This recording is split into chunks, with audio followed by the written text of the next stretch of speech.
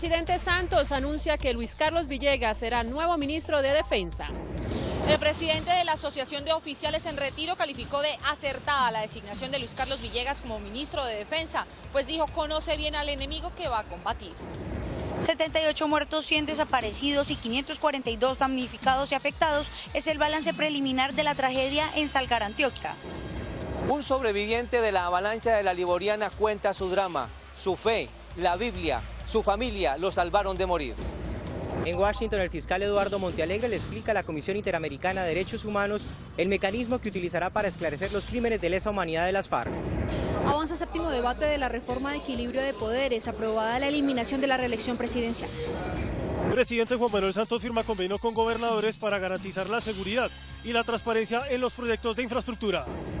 Multinacional Mondelez, productora de chicles Adams, Trident y Halls, anuncia que cierra sus puertas en Colombia. Llega Inter del Brasil y dice que le temen al Santa Fe, pero no a la altura. Urán se recupera y asciende al sexto puesto en Giro de Italia.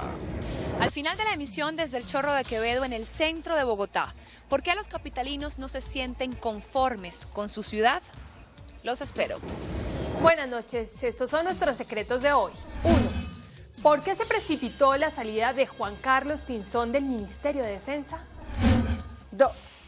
Todo indica que vienen más cambios gota a gota. 3.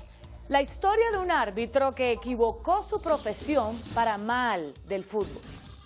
1, 2 y 3 al cierre.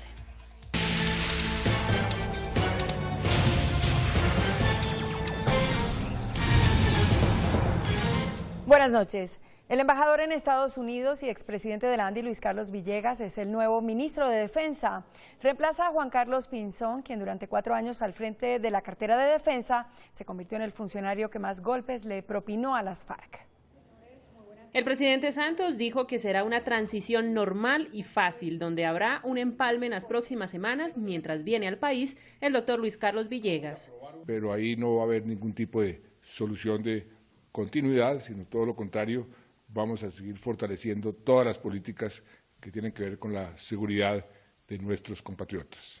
El mandatario dijo que se va a hacer una especie de enroque. El actual ministro ahora va a ser el nuevo embajador en Washington.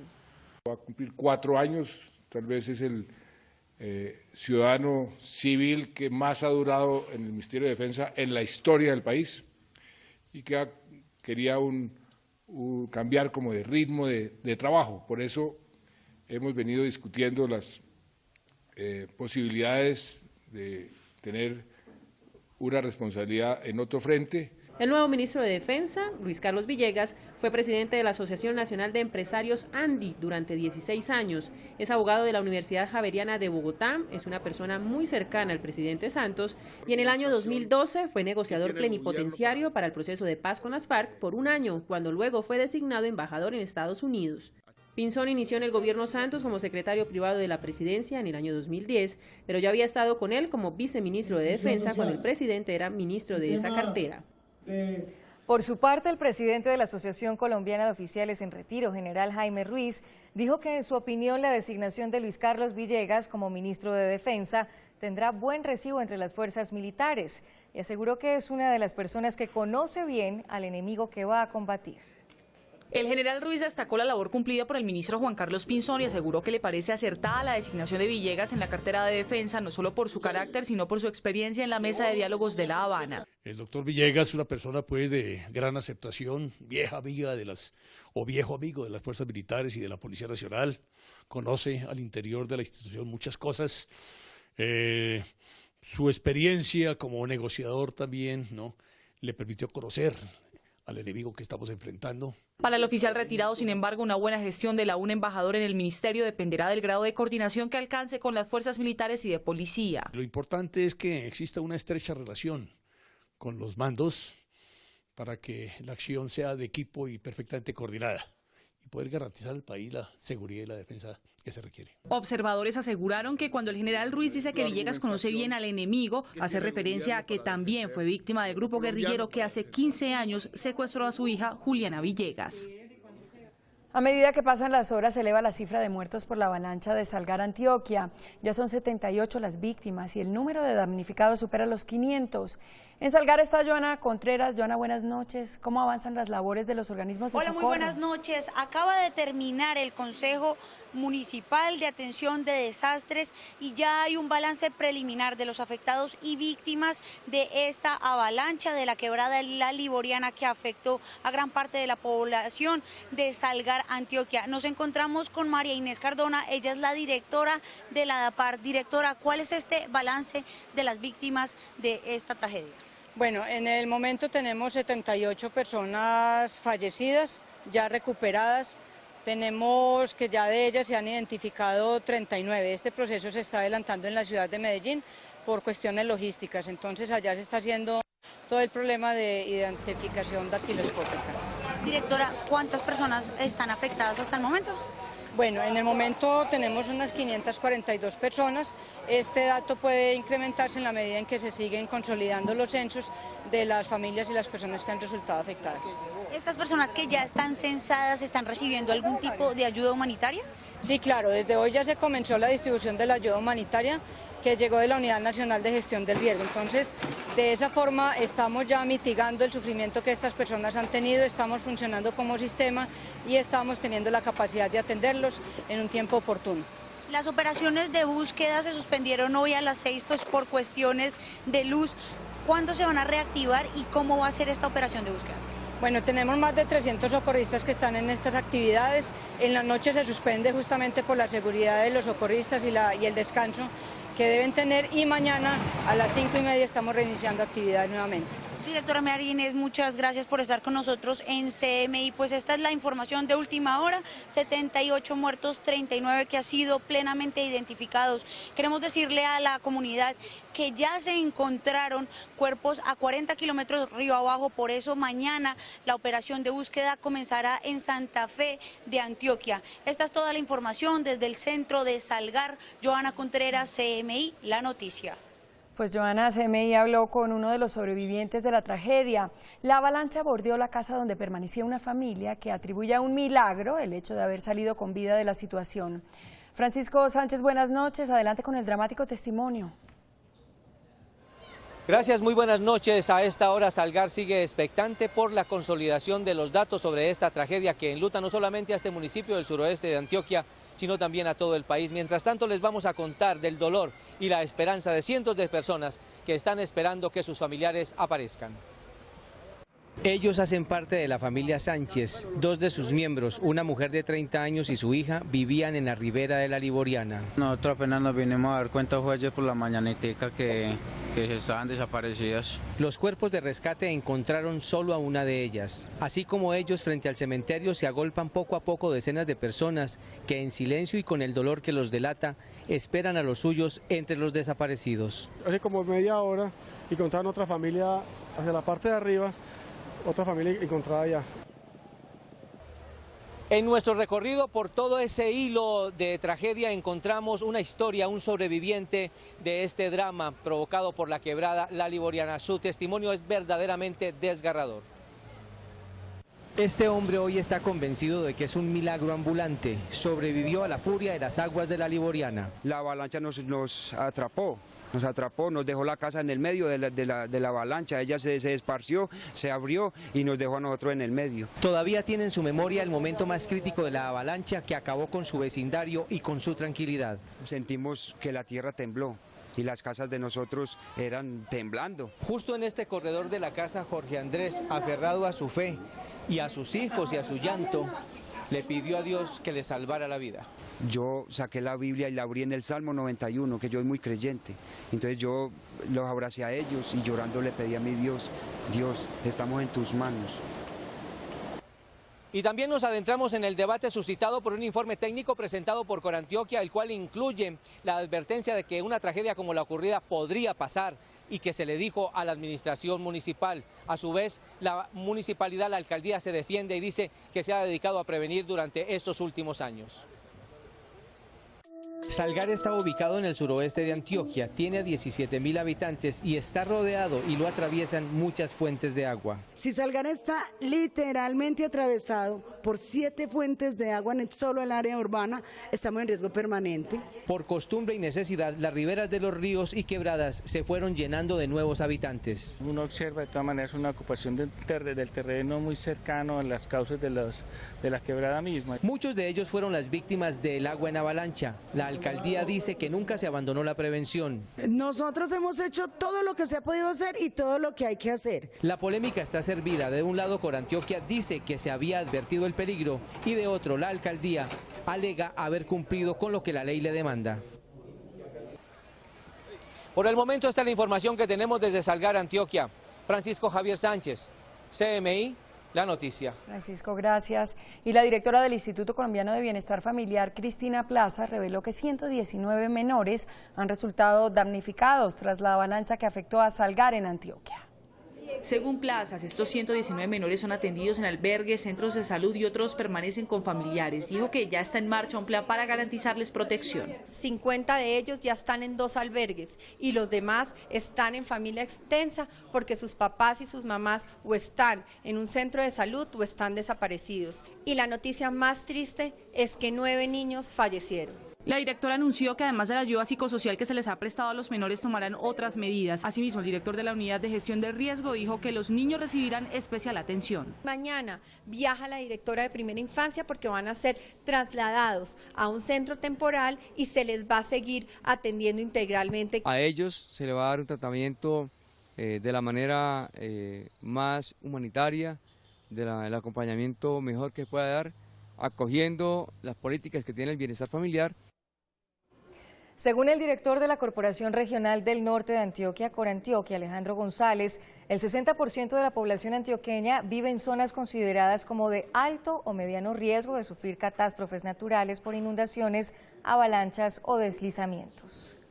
Según González, una vasta zona de Antioquia como el suroeste y las áreas cafeteras están en riesgo. Personas que se puedan ubicar en zonas de alto riesgo, de mediano riesgo, en zonas de retiro de quebradas, zonas de nacimientos, fácilmente uno podría decir que estamos hablando del 60% de la población del territorio antioqueño. Aseguró que se trata de municipios en los que durante su fundación nunca se pensó en las condiciones de riesgo que los rodeaba. Fueron municipios que cuando se crearon nunca se pensaron en las condiciones de riesgo, que se consolidaron asentamientos, no solamente cascos urbanos, sino corregimientos y veredas. El ministro de Ambiente explicó que es necesario trabajar en los POT de estas poblaciones. Aquí se viene trabajando de manera articulada con las corporaciones y con los alcaldes, porque muchos municipios del departamento están muy cerca de las zonas por donde pasan los ríos y quebradas. Dijo que el reto de las autoridades locales es empezar a modificar estos planes de ordenamiento territorial para reubicar a quienes viven en estas zonas. El presidente Juan Manuel Santos anunció un plan especial de vivienda gratuita para las familias que lo perdieron todo en la avalancha de Salgar en Antioquia. Desde Chiquinquirá, al inaugurar el proyecto de vivienda para 350 familias, el presidente Juan Manuel Santos dijo que el gobierno no dejará sola a esta población.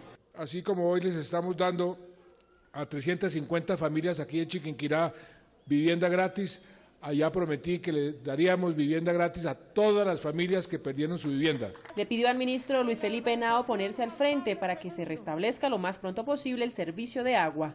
Le dije a la alcaldesa que usted iba hoy, no mañana, sino hoy. Vaya allá, de pronto puede dormir en Salgar y también se ponga al frente del restablecimiento con la gobernación, con EPM del servicio de agua, que es lo que más necesitan. El Ministerio de Agricultura adelantará un censo para evaluar cuántos cultivos fueron afectados y así ayudarles a los damnificados. El fiscal Eduardo Montealegre inició hoy en Washington una gira que lo llevará a varias ciudades de Estados Unidos. Montealegre se reunió con la Comisión Interamericana de Derechos Humanos de la OEA, donde aseguró que las FARC no deben soñar con la impunidad. Informe de nuestro corresponsal Jaime Moreno. En Washington, ante la Comisión Interamericana de Derechos Humanos, el fiscal general Eduardo Montealegre explicó el mecanismo que utilizará para esclarecer los crímenes de lesa humanidad cometidos por la guerrilla de las FARC. Dijo que en 6 meses entregará los primeros resultados y le advirtió a los jefes de la guerrilla que si se llega a lograr un acuerdo con el gobierno de Colombia, no se puede esperar que haya impunidad. En su reunión con el secretario general de la Comisión Interamericana de Derechos Humanos, el fiscal Montealegre dijo que tiene 7.000 investigaciones que involucran a 11.000 guerrilleros clasificados en 7 grandes líneas de delitos de violaciones de derechos humanos. Lo que queremos entonces es abarcar las 7 más graves situaciones de violaciones a los derechos humanos cometidas por las FARC. Para adelantar el esquema de investigaciones, el fiscal Montealegre dijo que se nombraron 800 funcionarios y que en 6 meses regresará a Washington a entregar los primeros resultados. Además, queremos entregar los primeros grandes resultados del secuestro como política sistemática de las FARC. Sobre justicia transicional, el funcionario les explicó a los de la comisión que independientemente de los acuerdos a los que se llegue en La Habana, los delitos cometidos por las FARC no podrán quedar en la impunidad. Que las FARC se olviden de amnistías absolutas. Esto tiene que ser un proceso sin impunidad, sobre la base de investigación, juzgamiento y condena de máximos responsables. Nosotros no podemos cruzar los límites del derecho internacional. El fiscal Montealegre viajó esta noche a la ciudad de Nueva York, en donde asistirá a un encuentro de justicia transicional para recoger experiencias de otros países que han superado conflictos. Desde Washington para CMI, Jaime Moreno. Hace pocos minutos se levantó la sesión de la Comisión Primera de la Cámara de Representantes, en la que se avanzó en la votación en 7º debate de la reforma de equilibrio de poderes. Ya se aprobó la eliminación de la reelección presidencial y de otros altos funcionarios. La primera jornada del 7º debate aprobó la eliminación de la reelección presidencial con 25 votos a favor y 4 en contra, pertenecientes a la bancada del Centro Democrático. No sean incoherentes con la historia, porque si no quedará para la historia lo siguiente, presidente, que sí era una venganza personal contra la persona Álvaro Uribe Vélez.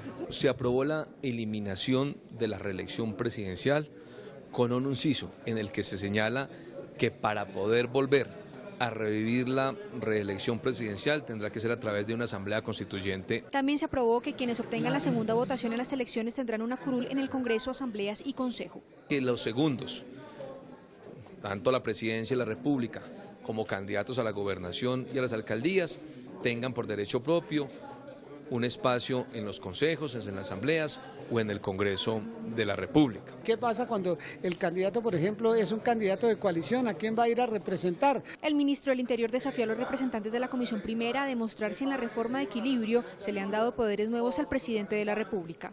Yo desafío a cualquiera de los integrantes de esta Comisión Primera a que me muestre un solo artículo, de esta reforma que le entregue al presidente de la República, al Poder Ejecutivo, funciones que hoy no tiene. También se aprobó la ampliación de la silla vacía para los delitos de los congresistas contra la administración pública. Esta noche en la plenaria del Senado, el congresista Jorge Iván Ospina denuncia que mensualmente mueren en Colombia 40 mujeres gestantes. Según el senador Jorge Iván Ospina, en Colombia 477 mujeres gestantes murieron el año pasado. 350 de esas muertes lo fueron por causas prevenibles, 19 por asesinatos y 68 por accidentes. Las zonas de más riesgo para las mujeres embarazadas están en 232 municipios, ubicados en los departamentos de Córdoba, Chocó y Guajira y en la región de los Llanos Orientales, donde hay 120% más posibilidades de morir, especialmente en Montería, donde la mortalidad materna es mayor que en África. El senador Ospina reveló que las 2 EPS con mayor índice de mortalidad de embarazadas son Saludcop, con 32 casos el año pasado, y Caprecon, con 37, con un promedio de 3 muertes por mes. Sobre Saludcop, la observación y todos los datos que él nos mostró que pertenecen al sistema de vigilancia del Ministerio nos muestra que se ha mantenido en 45 por 100.000, es decir, ha mantenido esa cifra, sin ser perfecta, es una cifra que estábamos esperando para el país, 45 por 100.000. El senador Ospina dijo también que el año pasado quedaron 952 huérfanos por muertes de mujeres embarazadas. En hogar jamás debe faltar mamá. Cuando mamá falta, la familia se fractura.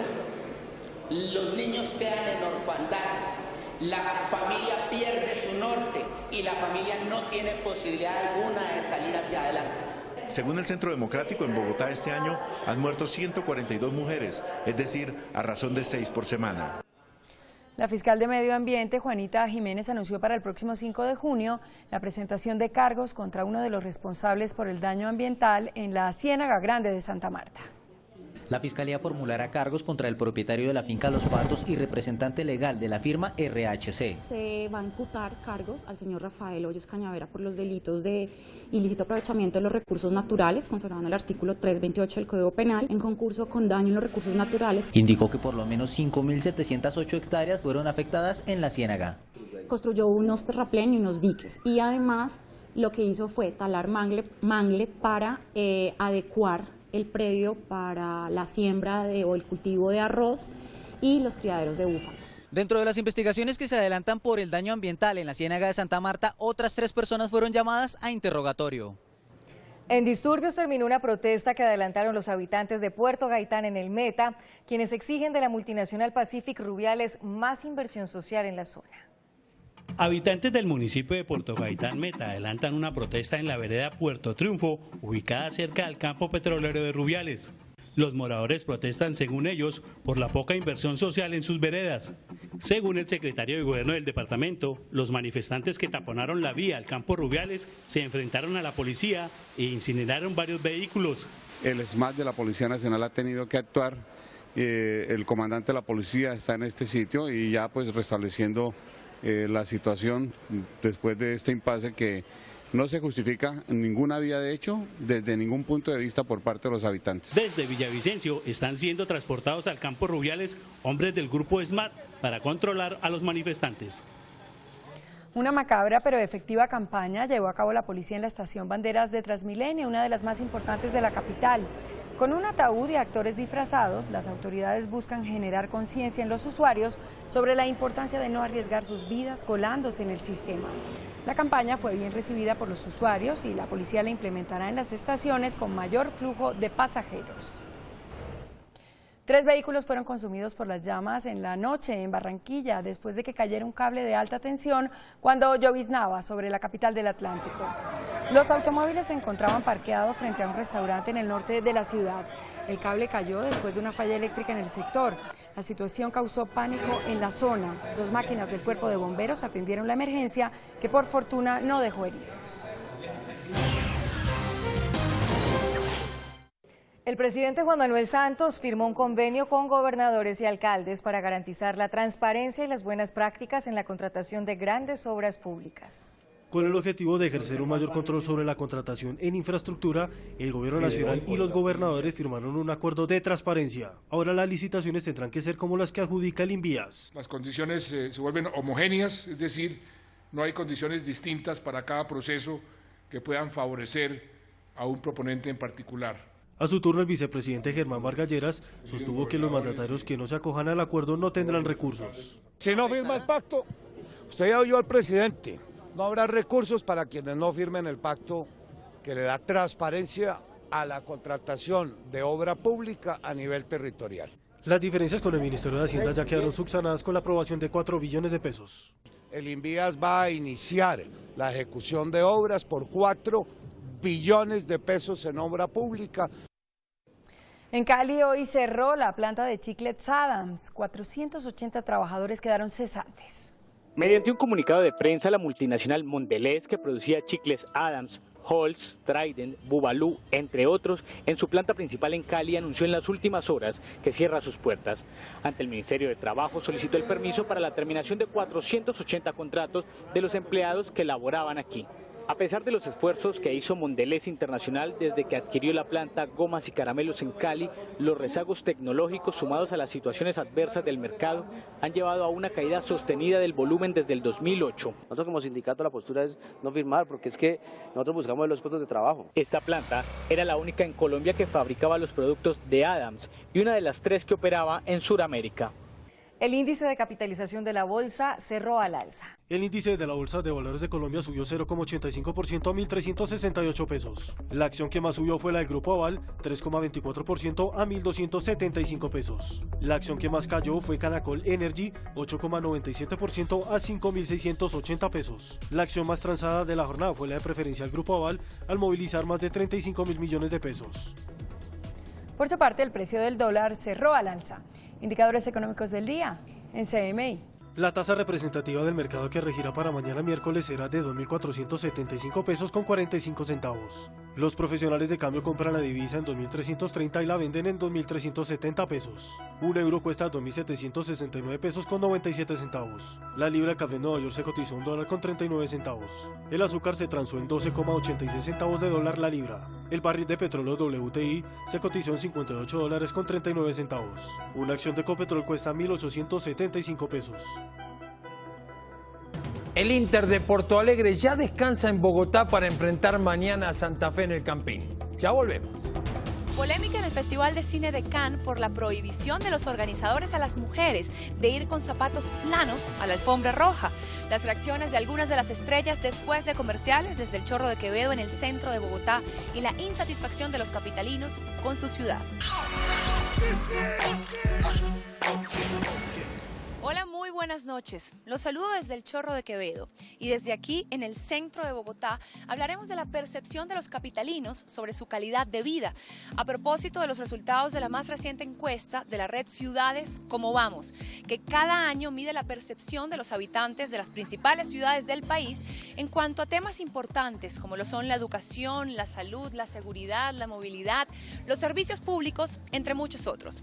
Este año el estudio arrojó que solo el 48% de los capitalinos se siente satisfechos con su ciudad, en contraste con ciudades como Manizales, Barranquilla y Medellín, en los que los niveles de satisfacción se acercan al 80%.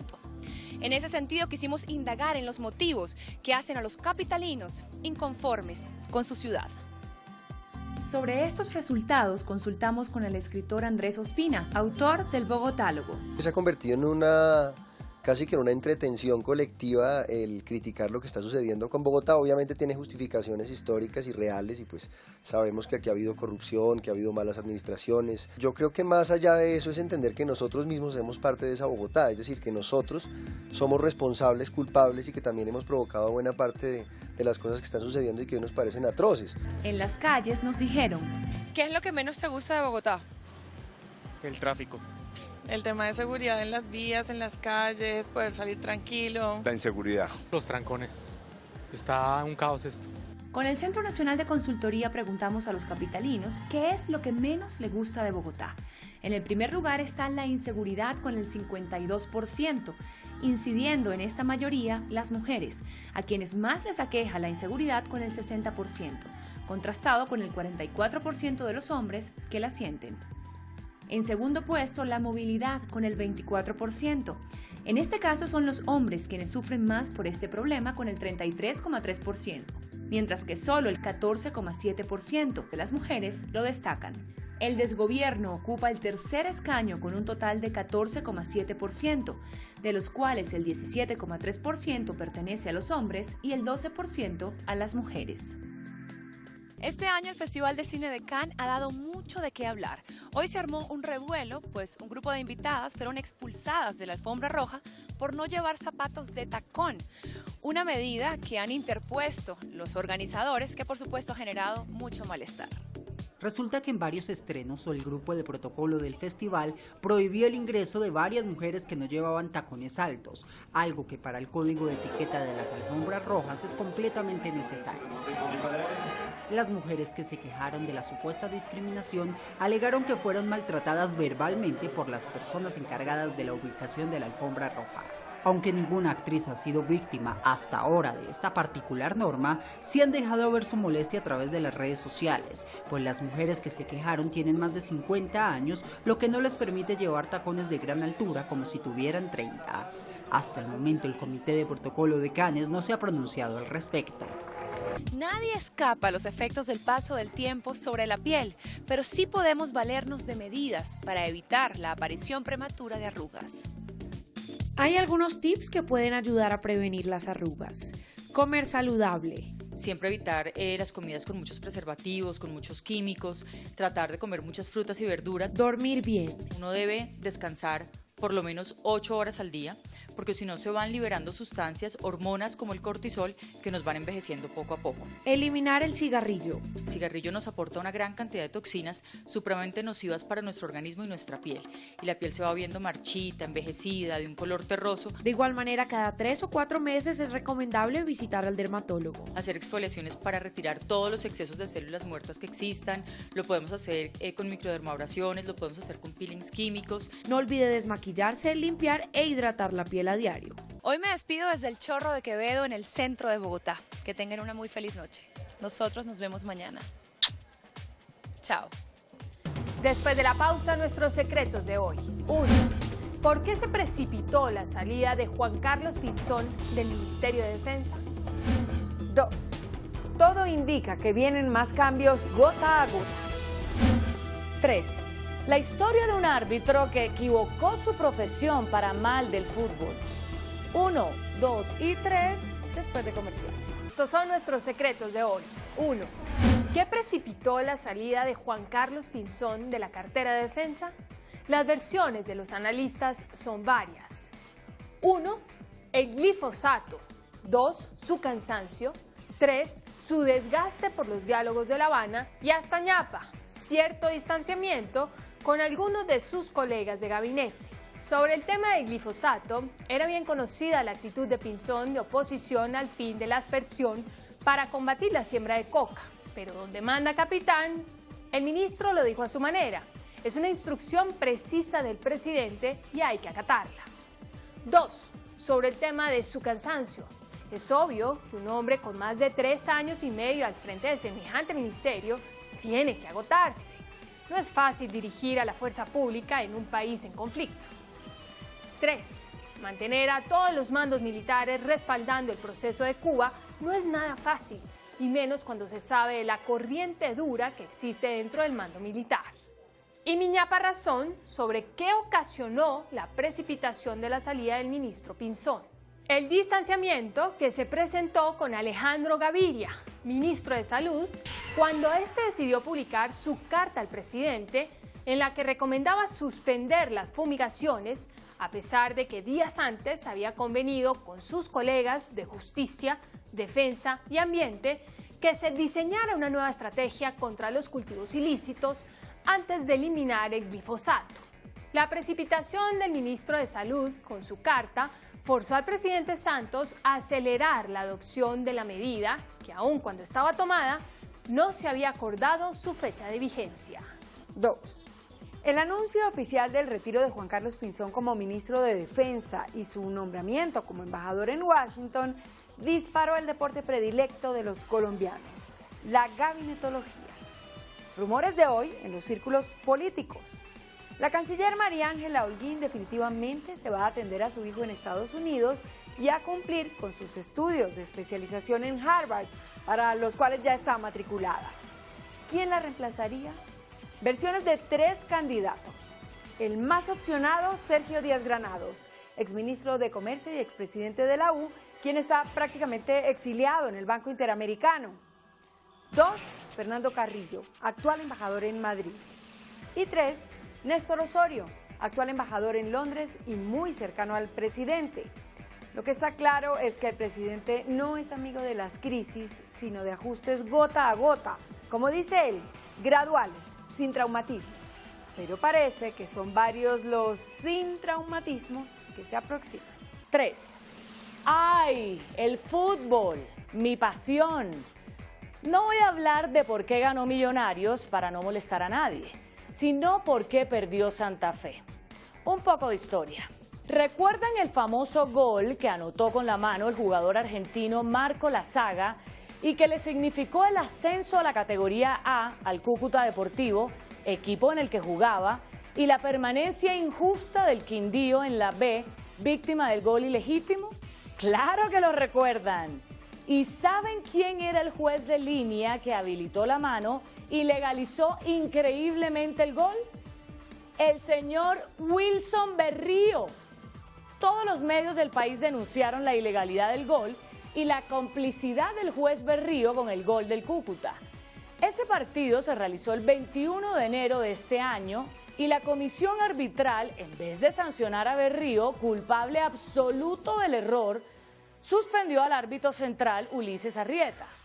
Pues este señor Berrío fue el responsable de la anulación ilegítima de un gol absolutamente válido del Santa Fe en el clásico del domingo pasado. Una de dos: o Berrío ignora reglas básicas del fútbol, por lo cual no debería ser árbitro, o se equivoca alterando en materia grave los resultados, por lo cual tampoco debería ser árbitro. ¿Cómo sería de grave el error del señor Berrío, que hasta uno de los periodistas más hinchas de Millonarios, como el señor Gabriel Meluc, lo reconoció en el tiempo? La anulación equivocada de un gol a Santa Fe resultó determinante, escribió Meluc con honestidad en su columna Las cosas por su nombre. El mismo árbitro que no vio la mano de la saga y que anuló por error el gol de Santa Fe no puede seguir ejerciendo esa profesión, la deshonra.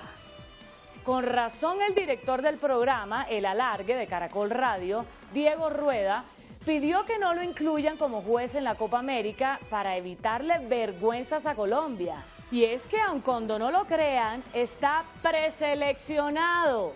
Este señor Berrío no le puede seguir haciendo tanto daño al fútbol colombiano. Debería meditar en los errores que ha cometido y que han perjudicado directamente a dos clubes y retirarse del arbitraje. Y no quiero hablar del señor Eduardo Pimentel, exjugador de Millonarios, dueño y técnico del Chicó, quien durante toda la semana repitió una y otra vez que ni él ni sus jugadores se vendían. Y el domingo, por primera vez en toda su historia, perdió con el Junior en su casa, favoreciendo, por supuesto, al equipo en el que fue tan famoso. Hasta mañana.